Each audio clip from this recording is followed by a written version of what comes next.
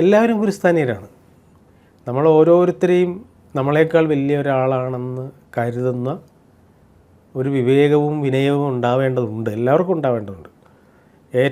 ഏറ്റവും നന്നായി എല്ലാ കാര്യങ്ങളും അറിഞ്ഞെന്ന് സ്വയം തിരിച്ചറിയുന്ന ഒരാൾ പോലും എനിക്കറിയാൻ പാടില്ലാത്ത എന്തോ കാര്യം അറിയാവുന്ന ഒരാൾ മുമ്പിലുണ്ടെന്ന ഒരു തിരിച്ചറിവോടെ വേണം ഓരോ നിമിഷത്തെയും സമീപിക്കാൻ.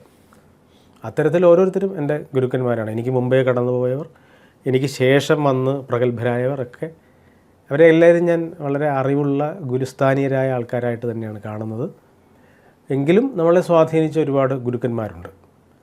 അത് എഴുത്തുകൊണ്ട് മാത്രമല്ല, അവരുടെ സ്ഥിരോത്സാഹം കൊണ്ട്, അവരുടെ സമർപ്പണ ബുദ്ധി കൊണ്ട്, അവരുടെ ഈശ്വരാധീനം കൊണ്ട്, ഈശ്വര സമർപ്പണം കൊണ്ട്, അതുമാത്രമല്ല അവരുടെ സൃഷ്ടികൾ അവർ വിചാരിക്കുന്നതിനേക്കാൾ വിജയത്തിലെത്താൻ വേണ്ടി അവരിൽ കുടികൊള്ളുന്ന ഏതോ ഒരു ഈശ്വരാംശം നന്നായി പ്രവർത്തിക്കുന്നു എന്നൊരു തിരിച്ചറിവ് എനിക്ക് ബോധ്യമായിട്ടുണ്ട്.